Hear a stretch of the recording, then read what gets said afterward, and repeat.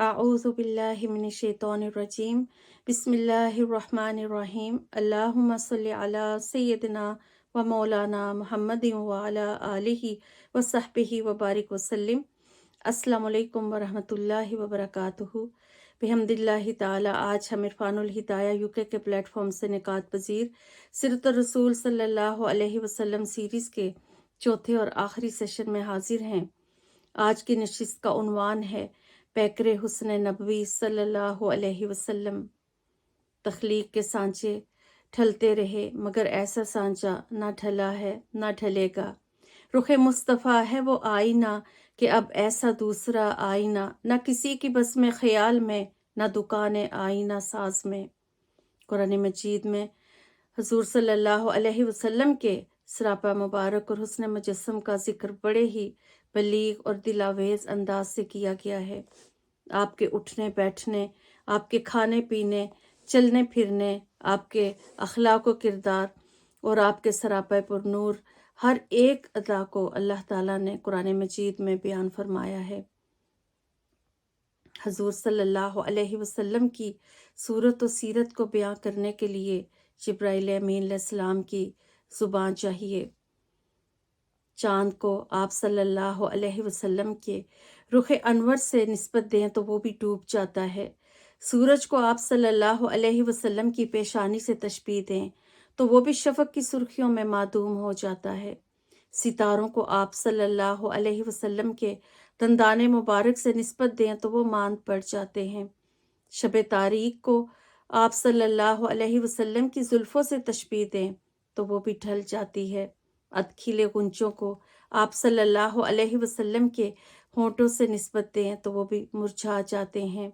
फूलों की खुशबू को आप सल्लल्लाहु अलैहि वसल्लम के पसीने से तशबीह दें तो वो भी उड़ जाते हैं। आलमे हैरां में हूँ, क्या कहूँ, जिंदगियां बीत गईं और कलम टूट गए, तेरे औसाफ का एक बाब भी पूरा ना हुआ। अल्लाह ताला ने हजूर नबी अकरम सल्लल्लाहु अलैहि वसल्लम को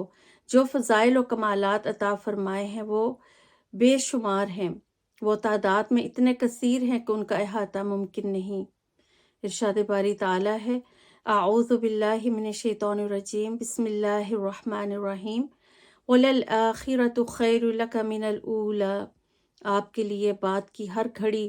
साबिका घड़ी से बेहतर होगी, यानी हर साथ और हर लम्हा आपके दर्जात में इजाफे और बुलंदी का आईनादार होगा। दूसरे मुकाम पर फरमाया वकान फ़ज़लुल्लाहि अलैका अज़ीमा। नबी मुकर्रम आप पर अल्लाह ताला का फ़ज़ल अज़ीम है। इस आयत करीमा की तफसीर में काजी अयाज़ रहमतुल्लाह अलैह लिखते हैं हजूर सल्लल्लाहु अलैहि वसल्लम पर अल्लाह ताला का जो फ़ज़ल करम है अक्लें उसका अंदाज़ा करने और ज़ुबानें उसे बयान करने से कासिर हैं। उम्मत का इस बात पर इत्तफ़ाक़ है कि आपके औसाफ का अहाता मुमकिन नहीं। इस सिलसिले में चंद उलमा की तसरीहात को ज़िक्र करते हैं। शेख अब्दुल हक मुहद्दिस दहलवी रहमतुल्लाह अलैह फरमाते हैं वो फ़ज़ाइल जो आप सल्लल्लाहु अलैहि वसल्लम की ज़ात अक़दस के साथ मखसूस हैं इतने कसीर हैं कि शुमार से मावरा हैं। कोई मिस्ल मुस्तफ़ा का कभी था न है न होगा, किसी और का ये मर्तबा कभी था न है न होगा। उन्हें खल्क करके नाज़ा हुआ खुद ही दस्ते कुदरत, कोई शाहकार ऐसा कभी था न है न होगा। जमाल मुस्तफ़ी सल्लल्लाहु अलैहि वसल्लम को बेमिसल मानना तकाज़ा ईमान है। इसीलिए आइमाए किराम उलमा और फ़ुक़हाए उम्मत ने ईमानियात के बाब में बसराहत बयान फरमाया है कि किसी शख्स का ईमान उस वक्त तक मुकम्मल नहीं होता जब तक कि वो हजूर सल्लल्लाहु अलैहि वसल्लम को बाएतबार सूरत और सीरत रुए ज़मीन पर अब्दुल आबाद तक पैदा होने वाले तमाम इंसानों में से अफजल व अकमल तस्लीम ना कर ले।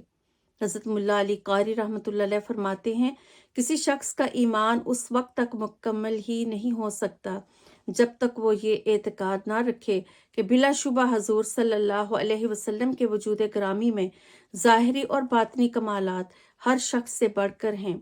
और इस खूबी के साथ वदीयत कर दिए गए हैं कि ज़ाहिरी औसाफ का जलाल व कमाल अज़मत बातिन का आईनादार बन गया है। علامہ شیخ ابراہیم بن محمد البیجوری اسی بات کی تصریح یوں فرماتے ہیں، امت مسلمہ کا اس بات پر اتفاق ہے کہ ہر انسان کے لیے حضور صلی اللہ علیہ وسلم کے بارے میں یہ عقیدہ رکھنا ضروری ہے کہ اللہ تعالیٰ نے آپ کے وجود اقدس کو اس طرح تخلیق فرمایا ہے کہ آپ صلی اللہ علیہ وسلم سے پہلے اور آپ صلی اللہ علیہ وسلم کے بعد کوئی بھی آپ کا مثل نہیں، اور حقیقت یہی ہے کہ ذات مصطفی صلی اللہ علیہ وسلم کا ظاہری و باطنی حسن ہی وہ دائمی معیار حسن ہے جس سے مظاہر کائنات کے حسن کا تعین کیا جا سکتا ہے۔ اگر کسی وجود میں آپ صلی اللہ علیہ وسلم کے حسن ظاہری کی جھلک پائی جائے گی تو اسے ظاہراً حسن محمدی صلی اللہ علیہ وسلم کا آئینہ دار تصور کیا جائے گا، اور اگر کسی میں آپ صلی اللہ علیہ وسلم کے باطنی حسن کی جھلک ہوگی تو اسے آپ صلی اللہ علیہ وسلم کے باطنی حسن کا خوشہ چین گردانا جائے گا۔ نتیجتاً اس ظاہری اور باطنی معیار حسن سے انحراف کو ظاہری بدصورتی اور باطنی قبح پر محمول کیا جائے گا۔ حضور صلی اللہ علیہ وسلم کے حسن و جمال کو مخلوق سے مخفی رکھا گیا تھا۔ حضور صلی اللہ علیہ وسلم کے حسن و جمال کو اہل جہاں پر صرف اسی حد تک آشکارا کیا گیا تھا جس حد تک انسانی آنکھ میں تاب نظارہ تھی، اور حسن مصطفی صلی اللہ علیہ وسلم کے وہ جلوے جن کے مشاہدے کی آنکھ متحمل نہ ہو سکتی تھی وہ مستور و محجوب رکھے گئے۔ مشہور مفسر قرآن امام قرطبی رحمۃ اللہ علیہ ارشاد فرماتے ہیں، ہم حضور صلی اللہ علیہ وسلم کا حسن و جمال کامل ہم پر پوری طور پر ظاہر نہیں کیا گیا۔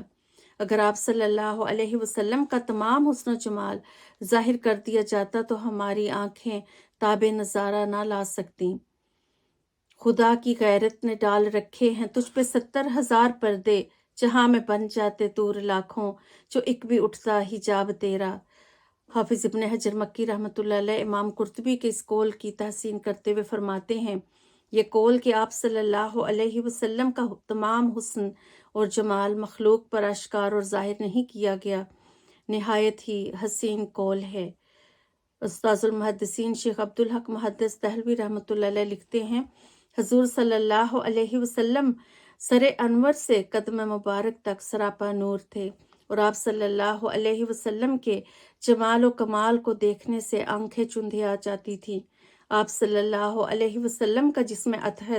چاند اور سورج کی طرح روشن تھا۔ اگر آپ لباس بشری میں نہ ہوتے تو آپ کی طرف نظر بھر کر دیکھنا اور آپ کے حسن کامل کا ادراک کرنا ناممکن ہوتا۔ حضرت ملا علی قاری علماء محققین کے حوالے سے فرماتے ہیں، محبوب خدا صلی اللہ علیہ وسلم کا حسن و جمال اوج کمال پر تھا۔ اللہ تعالیٰ نے آپ صلی اللہ علیہ وسلم کے روشن جمال و کمال کو صحابہ پر مخفی رکھا، کیونکہ اگر وہ پوری آب و تاب کے ساتھ جلوہ فکن ہوتا تو آپ صلی اللہ علیہ وسلم کے چہرہ اقدس کی طرف نظر اٹھانا بھی دشوار ہو جاتا۔ اسی طرح حضور صلی اللہ علیہ وسلم کے اگر ان کی آج بھی اس میں گرامی کی حقیقی برکات کو ظاہر کر دیا جائے تو اس کی برکت سے مردہ زندہ ہو جائے، کافر کے کفر کی تاریکی چھٹ جائے اور غافل دل اللہ کی یاد میں مگن ہو جائے، لیکن اللہ تعالیٰ نے اپنی حکمت کاملہ کے پیش نظر اس انمول جوہر کے جمال پر پردہ ڈال رکھا ہے۔ شاید وہ حکمت یہ ہو کہ ایمان بالغیب پردے کی صورت میں ہی ممکن ہے، اور مشاہدہ حقیقت اس کے منافی ہے۔ آپ کے حسن و جمال کو کما حق ہو اس لیے بھی آشکار نہیں کیا گیا کہ کہیں ناسمجھ لوگ غلوب میں مبتلا ہو کر اپنے رب کی معرفت سے غافل نہ ہو جائیں۔ یہ ایک مقام پر شرح قصیدہ بردہ کی دلیل میں ذکر کرتے ہوئے یہ فرمایا گیا ہے۔ اور اس کے علاوہ حضرت شاہ ولی اللہ محدث دہلوی رحمۃ اللہ علیہ فرماتے ہیں، میرے والد ماجد شاہ عبد الرحیم کو حضور نبی اکرم صلی اللہ علیہ وسلم کی خواب میں زیارت نصیب ہوئی تو انہوں نے عرض کیا، یا رسول اللہ صلی اللہ علیہ وسلم، زنان مصر نے حضرت یوسف علیہ السلام کو دیکھ کر اپنے ہاتھ کاٹ لیے تھے، اور بعض لوگ انہیں دیکھ کر بے ہوش ہو جاتے تھے، لیکن کیا سبب ہے کہ آپ صلی اللہ علیہ وسلم کو دیکھ کر ایسی کیفیت طاری نہیں ہوتی؟ تو اس پر نبی اکرم صلی اللہ علیہ وسلم نے فرمایا، میرا جمال غیرت الہی کی وجہ سے لوگوں کی آنکھوں سے پوشیدہ ہے، اگر اسے ظاہر کر دیا جاتا تو لوگ اس سے بڑھ کر عمل کرتے جو انہوں نے حسن یوسف کو دیکھ کر کیا تھا۔ شیخ ابو محمد عبد الجلیل القصری شعب الایمان میں لکھتے ہیں، حضرت یوسف علیہ السلام اور دیگر حسینوں کا حسن آپ صلی اللہ علیہ وسلم کے حسن کی خیرات ہے۔ اگر اللہ تعالیٰ نے آپ کے حسن و جمال کو ہیبت و وقار کے پردوں کے ساتھ ڈھانپا نہ ہوتا تو یہ دنیاوی آنکھیں آپ صلی اللہ علیہ وسلم کا مشاہدہ ہی نہ کر پاتی۔ سرخیل قافلہ عشق حضرت اویس کرنی رضی اللہ عنہ کے بارے میں روایت ہے کہ وہ اپنی والدہ کی خدمت گزاری کے باعث زندگی بھر حضور صلی اللہ علیہ وسلم کی خدمت اقدس میں بالمشافہ زیارت کے لیے حاضر نہ ہو سکے، لیکن سرکار دو عالم صلی اللہ علیہ وسلم کے ساتھ والہانہ عشق و محبت اور وارفتگی کا یہ عالم تھا کہ اکثر صحابہ کرام سے اپنے اس عاشق زار کا تذکرہ فرمایا کرتے تھے۔ آپ صلی اللہ علیہ وسلم نے صحابہ کرام کو ہدایت فرمائی کہ میرے وصال کے بعد اویس کرنی رضی اللہ تعالیٰ عنہ کے پاس جا کر اسے یہ خرقہ دینا اور اس سے میری امت کے لیے دعائے مغفرت کے لیے کہنا۔ چنانچہ حضور اکرم صلی اللہ علیہ وسلم کے وصال کے بعد حضرت عمر رضی اللہ تعالیٰ عنہ اور حضرت علی رضی اللہ تعالیٰ عنہ حضرت اویس کرنی رضی اللہ عنہ سے ملاقات کے لیے ان کے آبائی وطن کرن پہنچے۔ آپ صلی اللہ علیہ وسلم کا فرمان سنایا۔ اثناء گفتگو حضرت اویس رضی اللہ تعالیٰ عنہ نے حضرت عمر اور حضرت علی رضی اللہ عنہما سے پوچھا کہ کیا تم نے کبھی فخر موجودات صلی اللہ علیہ وسلم کا دیدار بھی کیا ہے؟ تو انہوں نے اس بات میں جواب دیا تو وہ مسکرا کر کہنے لگے، تم نے تو رسول اللہ صلی اللہ علیہ وسلم کے حسن کا محض ایک پرتو دیکھا ہے۔ ملا علی قاری بعض صوفیاء کا قول نقل کرتے ہوئے فرماتے ہیں کہ بعض صوفیاء کا ارشاد ہے کہ اکثر حضرات نے اللہ تعالیٰ کا عرفان تو حاصل کر لیا لیکن حضور صلی اللہ علیہ وسلم کا عرفان حاصل نہ کر پائے، کیونکہ بشریت کا حجاب ان کی آنکھوں کو ڈھانپے ہوئے ہے۔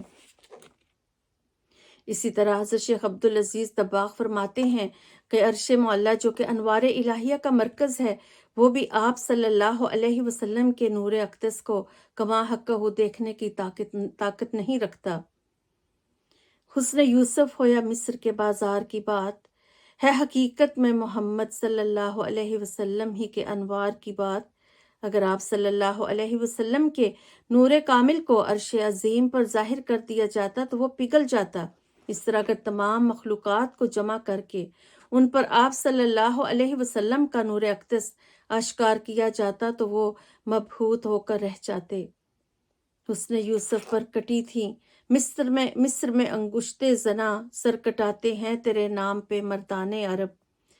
اب سوچا جائے تو یہ سوال پیدا ہوتا ہے کہ حقیقت کو، آپ صلی اللہ علیہ وسلم کی حقیقت کو مخلوق سے مخفی رکھا گیا اور آپ صلی اللہ علیہ وسلم کو لباس بشریت میں مبعوث کیا گیا تاکہ مخلوق آپ سے استفادہ کر سکے، تو اس کے باوجود بشریت پر نورانیت کا غلبہ کیوں تھا؟ تو اس کا جواب محدثین اور اصحاب سیر نے یہ دیا ہے کہ آپ صلی اللہ علیہ وسلم کی تخلیق براہ راست اور بلا واسطہ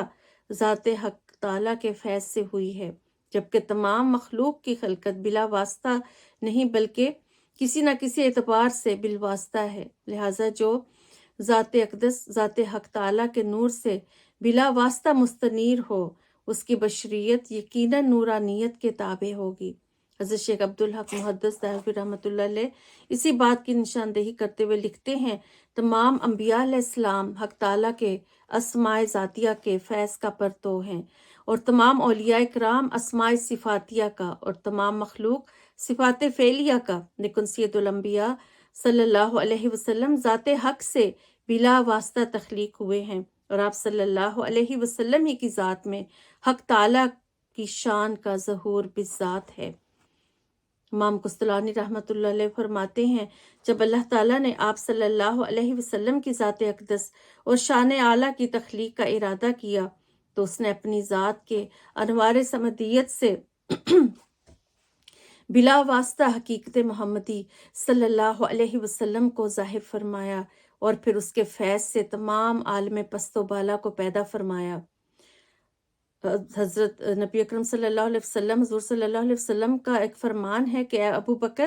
قسم ہے اس ذات کی جس نے مجھے حق کے ساتھ مبعوث فرمایا، میری حقیقت میرے رب کے سوا کوئی نہیں جانتا۔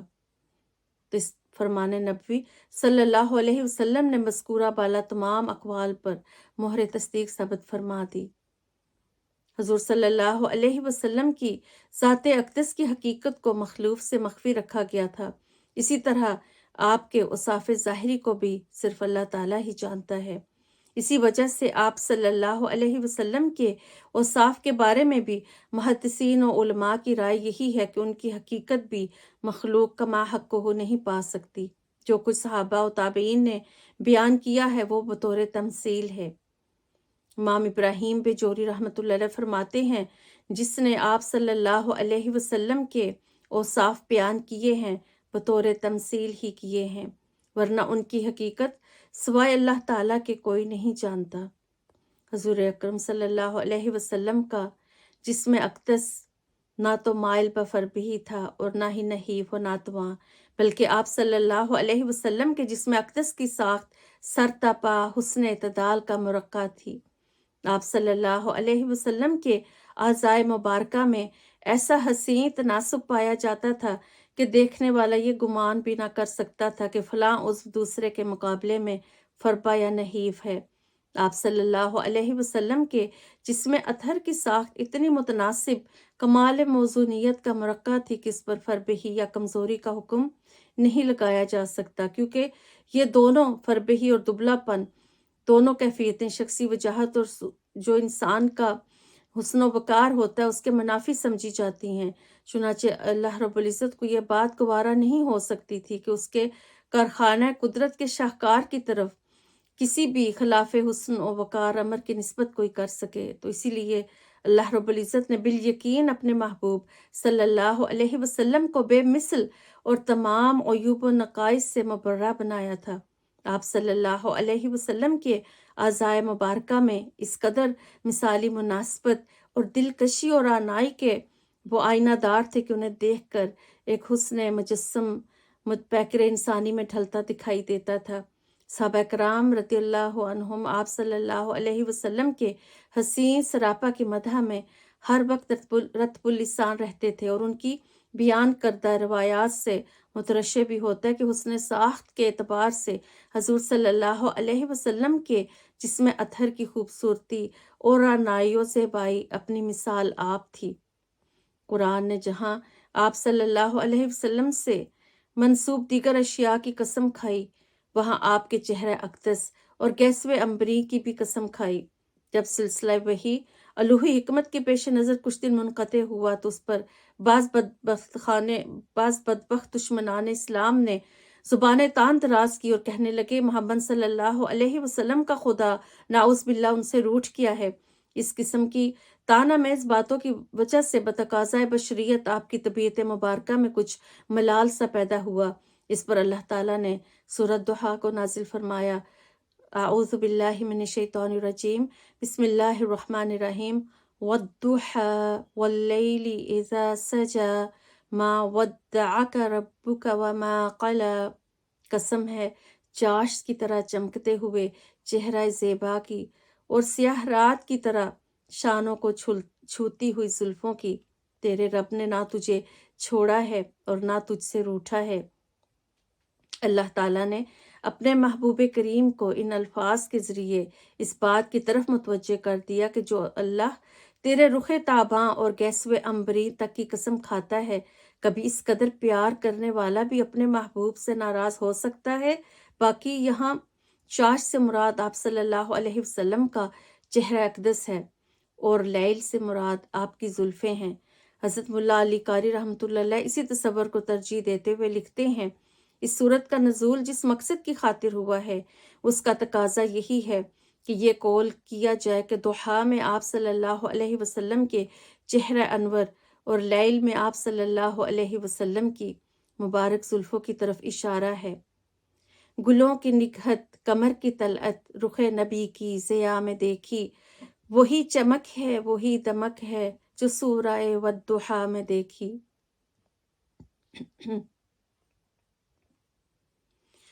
मुहद्दिस कबीर अल्लामा अब्दुल रऊफ़ अल-मनावी वजह तशबीह बयान करते हुए लिखते हैं कि चेहरा अक़दस अपनी सफाई,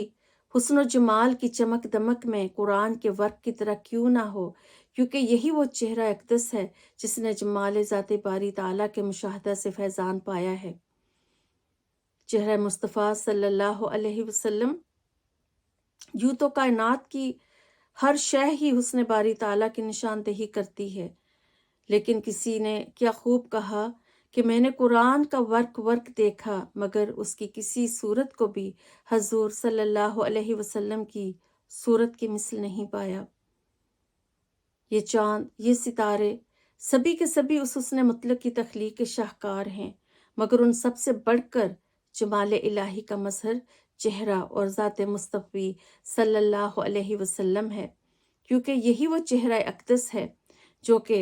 हर एक की रहमत, अल्लाह ताला की खुसूसी रहमत और तवज्जो का मरकज़ है। कुरान में अल्लाह ताला फरमाते हैं कि आप हर वक्त हमारी आँखों के सामने रहते हैं। तो हुजूर सल्लल्लाहु अलैहि वसल्लम के चेहरे की क्या बात है, चमन की दिलकशी क्या है, गुलों की ताजगी क्या है, रुखे सरकार के आगे कमर की चांदनी क्या है। चेहरा मुस्तफ़ा सल्लल्लाहु अलैहि वसल्लम के बारे में हज़रत बरा रज़ियल्लाहु ताला अन्हु फरमाते हैं, आप चेहरा अक़दस के लिहाज से लोगों में सबसे ज़्यादा हसीन हैं और अखलाक में भी। हज़रत अली रज़ियल्लाहु ताला अन्हु से मनकूल है, आपने फरमाया हजूर सल्लल्लाहु अलैहि वसल्लम का चेहरा खुश मंजर था और आप सल्लल्लाहु अलैहि वसल्लम का नसब मुबारक आला और आवाज़ हसीन थी।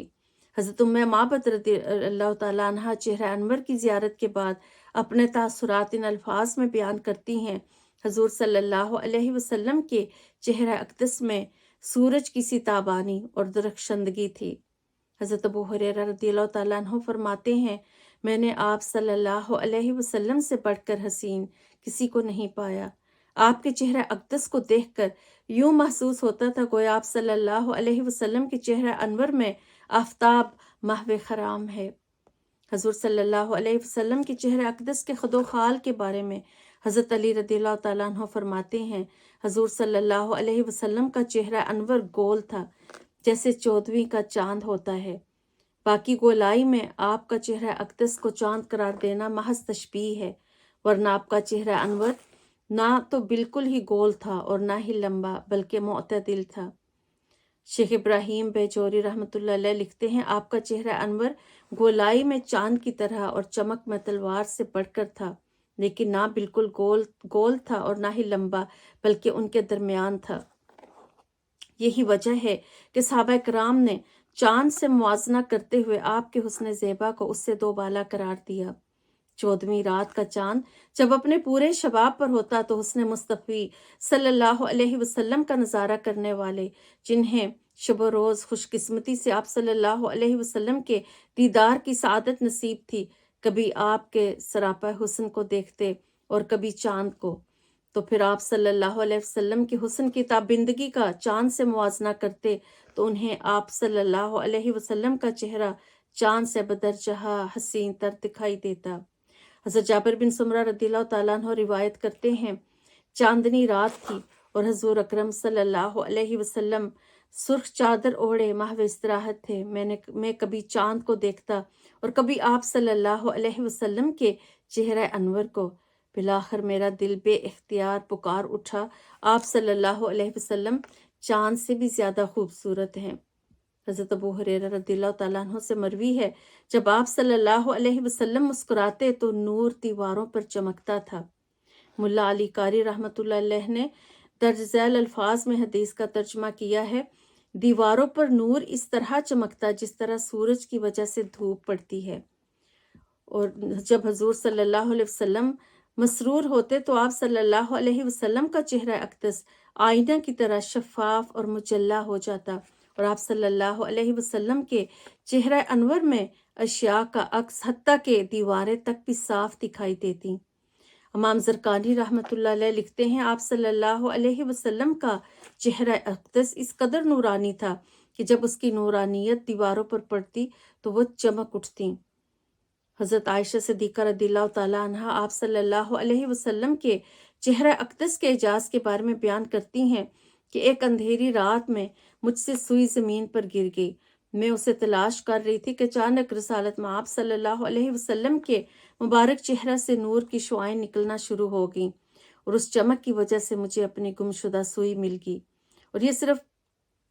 ایک مرتبہ کا واقعہ یا اتفاقیہ معاملہ نہیں تھا۔ آپ فرماتی ہیں میں ہمیشہ رات کی تاریکی میں آپ صلی اللہ علیہ وسلم کے چہرہ اقدس کے نور کی روشنی میں سوئی میں دھاگا ڈال لیا کرتی تھی۔ سبحان اللہ۔ سوزن گمشدہ ملتی ہے تبسم سے تیرے، شام کو صبح بناتا ہے اجالا تیرا۔ حضرت عبداللہ بن سلام جو یہودی عالم تھے، وہ اپنے قبول اسلام کا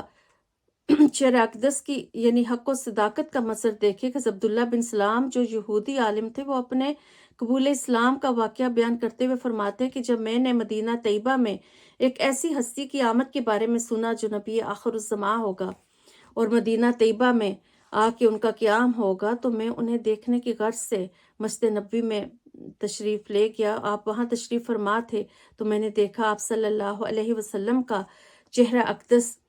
دیکھتے ہی میرے دل نے گواہی دی کہ یہ پرنور چہرہ کسی جھوٹے شخص کا نہیں ہو سکتا۔ گویا آپ صلی اللہ علیہ وسلم کے چہرہ زیبا کا حسن و جمال زبان حال سے شہادت دے رہا تھا کہ آپ صلی اللہ علیہ وسلم اللہ تعالیٰ کے سچے رسول ہیں۔ حضرت ملا علی قاری رحمۃ اللہ علیہ آپ صلی اللہ علیہ وسلم کے حسن جہاں تاب کے اسی اعجاز کو بیان کرتے ہوئے فرماتے ہیں کہ اللہ تعالیٰ نے حضور صلی اللہ علیہ وسلم کو جو مقامات عالیہ عطا فرمائے تھے، ان میں سے ایک یہ بھی ہے کہ فقر و فاقہ کی کیفیت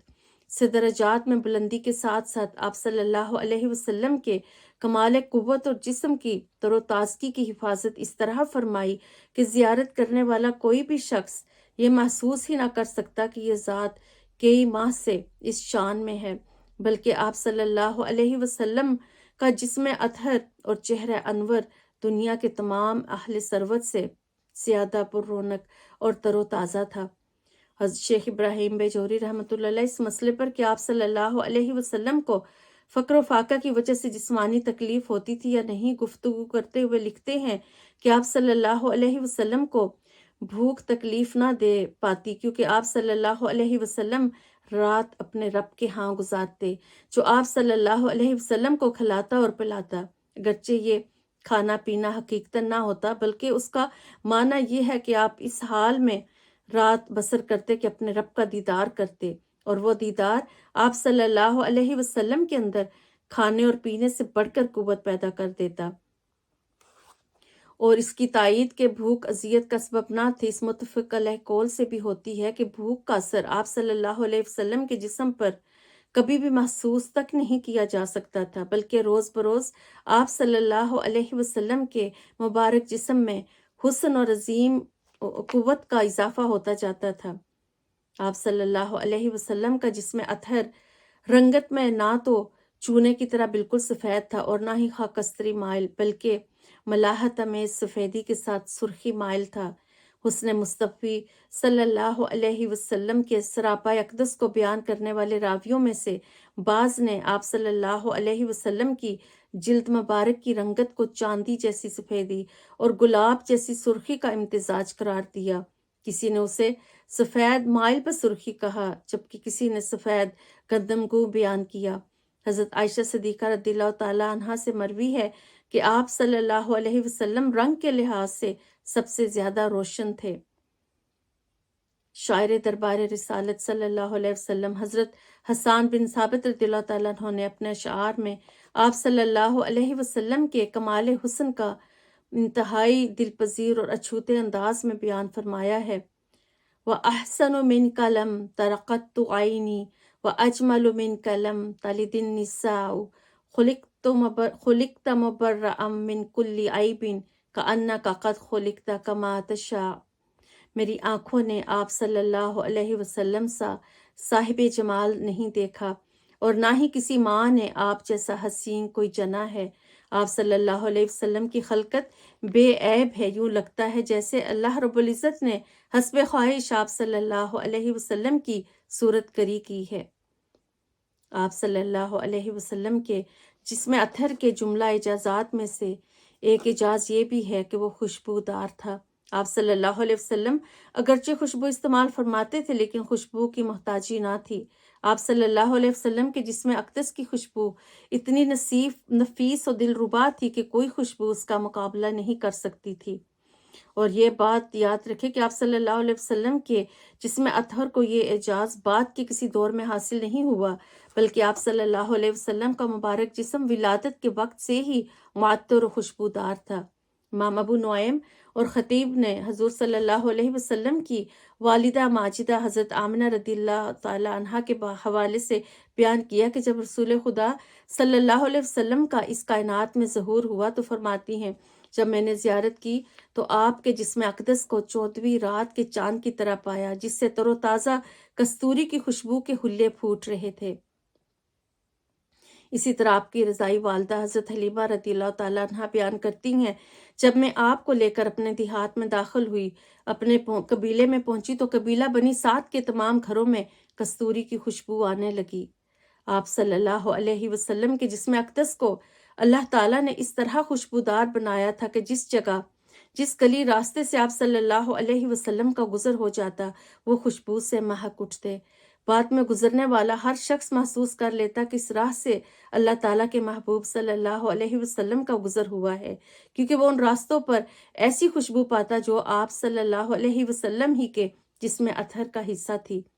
حضرت انس رضی اللہ تعالیٰ عنہ اس کیفیت کا ذکر یوں کرتے ہیں، محبوب کریم صلی اللہ علیہ وسلم مدینہ طیبہ کے کسی راستے سے گزر جاتے تو لوگ اس راہ میں ایسی پیاری مہک پاتے کہ پکار اٹھتے کہ ادھر سے اس کے پیارے رسول صلی اللہ علیہ وسلم ہی کا گزر ہوا ہے۔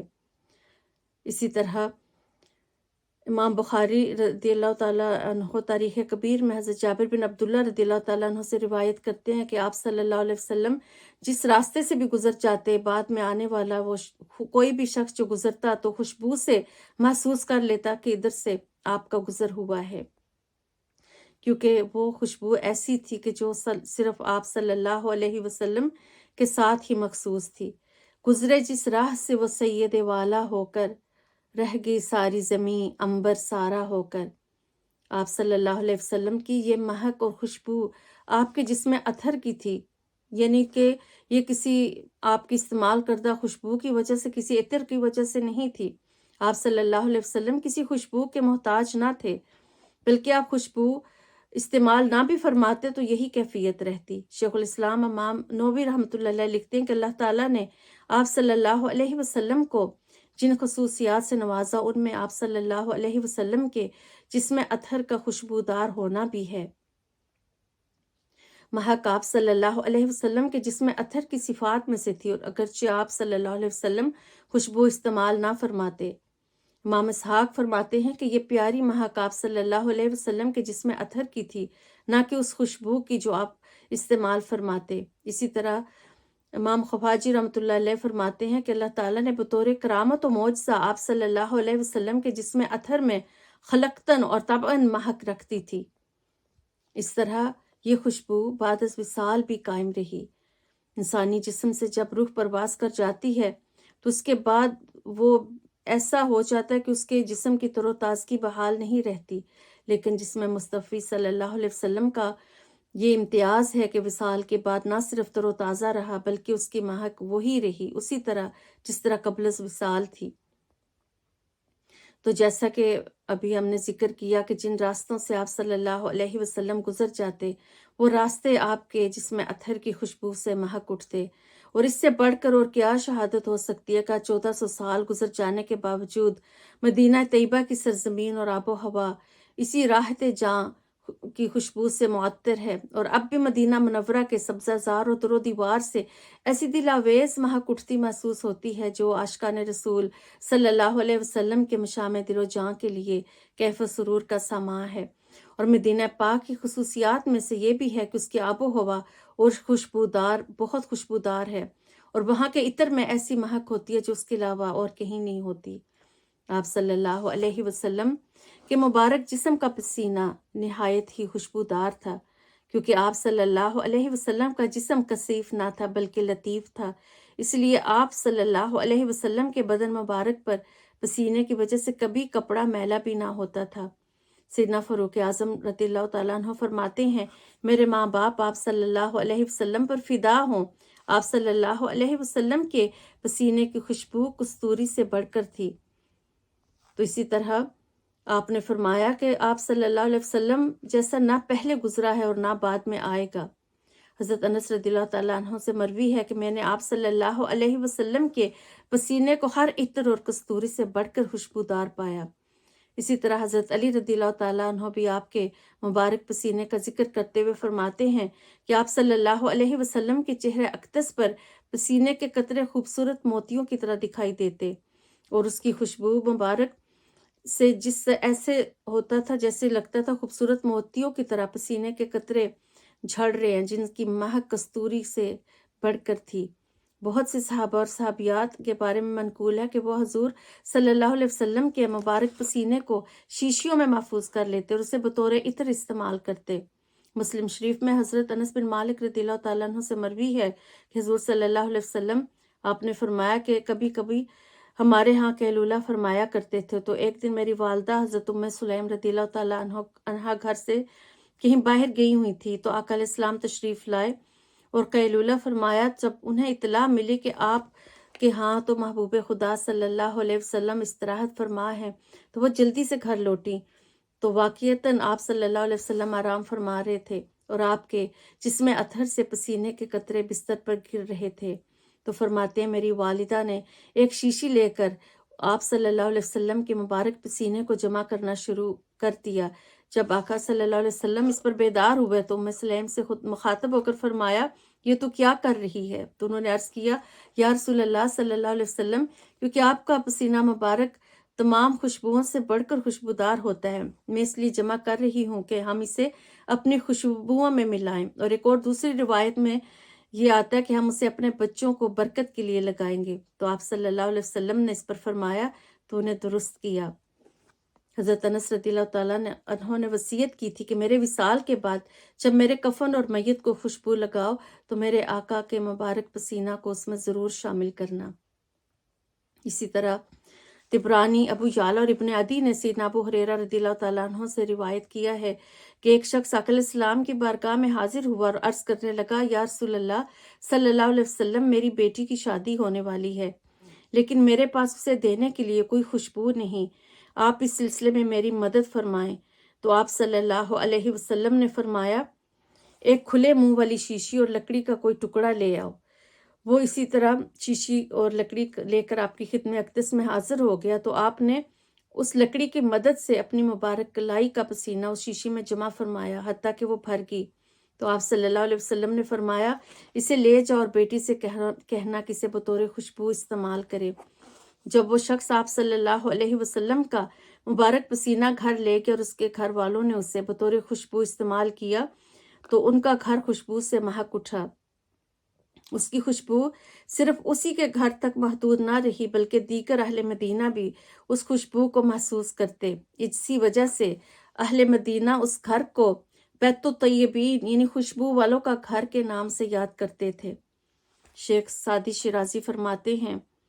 اگر نہ واسطہ روئے او موے او بودے، خدائے نہ گفتے قسم با لیل و نہار۔ اگر آپ کے چہرہ اقدس اور مبارک زلفوں کی بات نہ ہوتی تو اللہ تعالیٰ ہرگز دن اور رات کی قسم نہ کھاتا۔ بعد از ولادت حضرت حلیمہ سعدیہ رضی اللہ تعالیٰ عنہ مکہ مکرمہ میں آپ صلی اللہ علیہ وسلم کی پہلی زیارت کے تاثرات بیان کرتے ہوئے فرماتی ہیں کہ جب میں حاضر ہوئی تو آپ سوئے ہوئے تھے۔ آپ صلی اللہ علیہ وسلم کا حسن و جمال دیکھ کر میں حیرت میں ڈوب گئی، لیکن حسن پرکشش کی وجہ سے میں آپ صلی اللہ علیہ وسلم کے قریب آئی۔ پھر میں نے آپ صلی اللہ علیہ وسلم کی سینہ اقدس پر ہاتھ رکھا تو آپ نے مسکراتے ہوئے اپنی مبارک آنکھیں کھولی تو میں نے دیکھا آپ صلی اللہ علیہ وسلم کی مقدس آنکھوں سے نور کی شعاعیں نکل رہی ہیں جس کی روشنی آسمان تک پھیلی ہوئی ہے۔ حضرت ام سعید رضی اللہ تعالیٰ عنہ اور حضرت حلیمہ سعدیہ رضی اللہ تعالیٰ عنہ فرماتی ہیں، آپ صلی اللہ علیہ وسلم بوقت سکوت حد درجہ متین اور سراپا وقار دکھائی دیتے تھے، اور جب گفتگو فرماتے تو رخ انور پر شگفتگی پھیل جاتی اور آپ صلی اللہ علیہ وسلم دور سے ذی وجاہت اور باروب دکھائی دیتے، جبکہ نزدیک سے کمال درجہ حسین اور نرم خو۔ حضرت انس بن مالک رضی اللہ تعالیٰ عنہ سے مروی ہے کہ نبی اکرم صلی اللہ علیہ وسلم کے رنگ مبارک میں ایسی چمک اور آب و تاب تھی کہ اس میں چاندی کی طرح سفیدی اور سونے کی طرح سنہری جھلک تھی، گویا نہ رنگ بالکل گندم گو تھا اور نہ بالکل سفید۔ سینہ مبارک چمکدار موتیوں کی طرح شفاف تھا۔ فرماتے ہیں میں نے حضور نبی اکرم صلی اللہ علیہ وسلم کے کف مبارک سے زیادہ ملائم کوئی دیباج اور دیبا کا کوئی ریشم نہیں چھوا۔ حضور اکرم صلی اللہ علیہ وسلم کی خوشبو سے بڑھ کر کوئی خوشبو نہیں سونگھی۔ حضرت ابو ہریرہ رضی اللہ تعالیٰ عنہ کا ارشاد گرامی ہے کہ نبی خدا صلی اللہ علیہ وسلم کا رنگ مبارک سفید تھا اور یوں لگتا تھا گویا آپ چاندی سے بنائے گئے ہیں۔ حضرت علی المرتضیٰ رضی اللہ تعالیٰ عنہ کا قول ہے کہ حبیب خدا صلی اللہ علیہ وسلم کا رنگ مبارک سفید تھا، جس پر سرخی چھلکتی تھی جیسے چاندی پر سونے کا پانی چڑھایا گیا ہو، یعنی بظاہر سرخی مائل تھا مگر اس سے انوار پھوٹتے نظر آتے تھے۔ حضرت کعب بن مالک رضی اللہ تعالیٰ عنہ فرماتے ہیں کہ خوشی کے وقت حضور صلی اللہ علیہ وسلم کے چہرہ انور سے نور کی شعائیں پھوٹنے لگتی تھیں اور چہرہ اقدس یوں لگتا تھا جیسے چاند کا ٹکڑا ہے، اور ہم آپ صلی اللہ علیہ وسلم کی حالت سرور کو اس سے پہچان لیتے تھے۔ حضرت علی رضی اللہ تعالیٰ عنہ فرماتے ہیں آپ صلی اللہ علیہ وسلم قد مبارک میں نہ زیادہ لمبے تھے اور نہ زیادہ پست، بلکہ آپ میانہ قامت تھے، اور آپ صلی اللہ علیہ وسلم کے گیسو مبارک نہ بالکل پیچدار تھے نہ بالکل سیدھے، بلکہ قدرے گھنگریالے تھے، اور جس میں اتھر میں فربا پن نہ تھا۔ چہرہ انور بالکل گول نہ تھا بلکہ اس میں کسی قدر گولائی تھی، اور آپ کا رنگ چمکدار سفید سرخی مائل تھا۔ چشمان مقدس نہایت سیاہ تھیں اور پلکیں دراز تھیں، جوڑوں کی ہڈیاں جسیم تھیں اور دونوں شانوں کے درمیانی جگہ پر گوشت تھا، اور آپ صلی اللہ علیہ وسلم کے بدن اقدس پر زیادہ بال نہ تھے۔ سینہ اقدس سے ناف مبارک تک بالوں کی ایک پتلی لکیر تھی۔ آپ صلی اللہ علیہ وسلم کے ہاتھ اور پاؤں پر گوشت تھا۔ آپ چلتے تو قدموں کو قوت کے ساتھ اٹھاتے، ایسے لگتا تھا کہ بلندی سے نیچے کی طرف اتر رہے ہیں، پھر جب کسی کی طرف متوجہ ہوتے تو پورے بدن کو پھیر کر توجہ فرماتے۔ دونوں شانوں کے درمیان مہر نبوت تھی۔ آپ صلی اللہ علیہ وسلم خاتم الانبیاء تھے، اور حضور صلی اللہ علیہ وسلم کا قلب اطہر سب سے زیادہ سخی تھا، کلام مبارک سب سے زیادہ سچا تھا، اور طبیعت مقدسہ سب سے زیادہ نرم تھی، اور نسب شریف سب سے اعلیٰ تھا۔ جو شخص آپ صلی اللہ علیہ وسلم کو اچانک دیکھتا تو آپ کی شخصی وجاہت اور غیر معمولی حسن کے باعث مرعوب اور ہیبت زدہ ہو جاتا۔ آپ صلی اللہ علیہ وسلم کی صحبت میں جو بھی رہتا آپ صلی اللہ علیہ وسلم سے بے حد محبت کرنے لگتا۔ حضرت علی رضی اللہ تعالیٰ عنہ آپ صلی اللہ علیہ وسلم کی تعریف و نعت بیان کرتے ہوئے فرماتے ہیں کہ میں نے نہ پہلے کوئی شخص حضور صلی اللہ علیہ وسلم جیسا کامل، حسین، خوشنما اور دل نواز دیکھا تھا، اور نہ آپ صلی اللہ علیہ وسلم کے بعد آج تک دیکھا ہے۔ حضور صلی اللہ علیہ وسلم عظیم المرتبہ باروب تھے، اور چہرہ اقدس چودھویں کے چاند کی طرح چمکتا تھا۔ قد مبارک متوسط قد والے یعنی کہ کسی قدر طویل تھا، لیکن بہت طویل والے سے نسبتاً پست تھا۔ آپ کا سر اقدس اعتدال کے ساتھ بڑا تھا، بال مبارک قدرے خم کھائے ہوئے تھے، اور سر کے بالوں میں بسہولت مانگ نکل آتی تو آپ نکال لیتے، ورنہ مانگ نکالنے کا اہتمام نہ فرماتے۔ آپ صلی اللہ علیہ وسلم کے بال مبارک کانوں کی لو سے تجاوز نہ کرتے۔ آپ کا رنگ چمکدار، پیشانی کشادہ، ابرو خمدار، باریک اور گنجان تھے۔ آپ کے ابرو مبارک ملے ہوئے نہیں تھے، دونوں کے درمیان ایک مبارک رگ تھی جو حالت غصہ میں ابھر جاتی۔ بینی مبارک مائل بلندی تھی، اور اس پر بغور دیکھنے سے معلوم ہوتا تھا کہ حسن و چمک کی وجہ سے بلند معلوم ہوتی ہے، ورنہ فی نفس ہی زیادہ بلند نہیں ہے۔ داڑھی مبارک گنجان تھی، اور آنکھ مبارک کی پتلی خوب سیاہ تھی۔ آپ کی آنکھوں میں سرخ ڈورے تھے، رخسار مبارک ہموار اور ہلکے تھے، اور ان میں سے سامنے کے دانتوں میں تھوڑا تھوڑا فاصلہ تھا۔ سینے سے ناف تک بالوں کی لکیر تھی، باریک سی لکیر تھی، اور گردن مبارک اتنی خوبصورت اور باریک تھی جیسے تصویر میں موتی کو تراشا گیا ہو، اور اسی طرح رنگ اور صفائی میں چاندی کی طرح سفید اور چمکدار تھی۔ آپ کے اعضائے مبارکہ پرگوشت اور معتدل تھے۔ پیٹ اور سینہ مبارک ہموار تھے، لیکن سینہ اقدس فراخ اور قدرے بھرا ہوا تھا، قدرے ابھرا ہوا تھا، اور دونوں شانوں کے درمیان قدرے فاصلہ تھا، اور جوڑوں کی ہڈیاں قوی تھیں، اور جو حصہ آپ کے بدن کا کپڑوں سے باہر رہتا وہ روشن تھا، اور نرناف اور سینے کے درمیان ایک لکیر کی طرح بالوں کی ایک دھاری تھی، اور ورنہ اس کے علاوہ سینہ اقدس اور آپ کا بدن مبارک بالوں سے خالی تھے۔ آپ کی ہتھیلیاں فراخ تھی، نیز ہتھیلیوں اور دونوں قدموں پر گوشت تھا۔ آپ صلی اللہ علیہ وسلم، آپ کے ہاتھ اور پاؤں کی انگلیاں تناسب کے ساتھ لمبی تھی، آپ کے تلوے گہرے تھے اور قدم ہموار اور ایسے صاف تھے کہ پانی ان سے فوراً ڈھلک جاتا۔ جب آپ صلی اللہ علیہ وسلم چلتے تو قوت سے قدم اٹھاتے، مگر تواضع کے ساتھ چلتے۔ زمین پر قدم آہستہ پڑتا، نہ کہ زور سے۔ آپ صلی اللہ علیہ وسلم سبک رفتار تھے اور قدم ذرا کشادہ رکھتے تھے، چھوٹے چھوٹے قدم نہیں اٹھاتے تھے۔ جب آپ چلتے تو یوں محسوس ہوتا گویا بلند جگہ سے نیچے اتر رہے ہیں۔ جب آپ کسی کی طرف توجہ فرماتے تو مکمل متوجہ ہوتے۔ آپ صلی اللہ علیہ وسلم کی نظر پاک نیچی اور جھکی رہتی۔ گوشہ چشم سے دیکھنا عموماً آپ صلی اللہ علیہ وسلم کی عادت شریفہ تھی،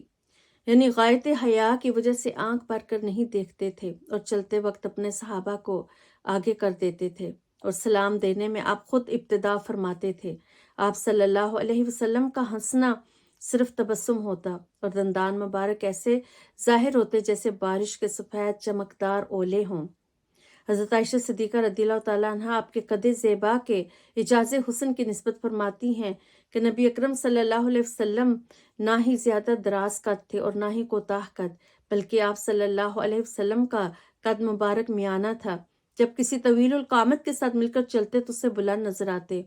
اور بسا اوقات دو بلند قامت آدمیوں کے درمیان چلتے تو ان سے بلند نظر آتے، اور دیکھنے والا حیران رہ جاتا۔ جب وہ جدا ہوتے تو وہ دراز قد اور آپ کا قد انور میانہ دکھائی دیتا، یعنی دوسروں کے مقابل بلند دکھائی دیتے، لیکن تنہا معتدل اور درمیانہ قد تھا آپ کا۔ حضرت جابر بن سمرہ رضی اللہ تعالیٰ عنہ فرماتے ہیں کہ ایک رات چاند پورے جوبن پر تھا، اور ادھر حضور صلی اللہ علیہ وسلم بھی تشریف فرما تھے۔ حضور صلی اللہ علیہ وسلم سرخ دھاری دار چادر میں ملبوس تھے۔ میں اس رات کبھی رسول اللہ صلی اللہ علیہ وسلم کے حسن طلعت پر نظر ڈالتا اور کبھی چمکتے ہوئے چاند پر، بس حضور صلی اللہ علیہ وسلم چاند سے کہیں زیادہ حسین لگ رہے تھے۔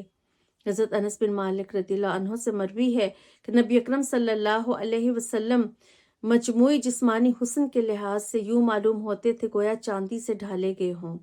حضرت عائشہ صدیقہ رضی اللہ تعالیٰ عنہ سے روایت ہے کہ حبیب خدا صلی اللہ علیہ وسلم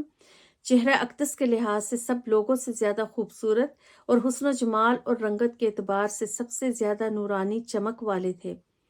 حضرت ابوبکر صدیق رضی اللہ تعالیٰ عنہ سے روایت ہے کہ رسول اکرم صلی اللہ علیہ وسلم کا چہرہ انور 14ویں کے چاند کے حلقہ اور دائرہ کے مانند نظر آتا تھا۔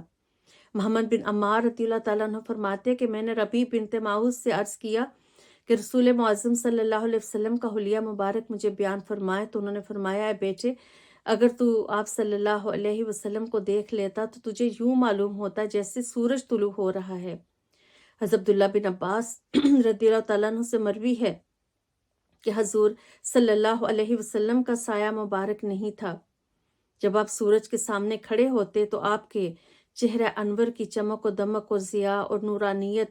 سورج کی ضیاء و نورانیت پر غالب آ جاتی، اور جب کبھی چراغ کے ساتھ کھڑے ہوتے تو آپ کی ضیائیں چراغ کے نور پر غالب آ جاتی۔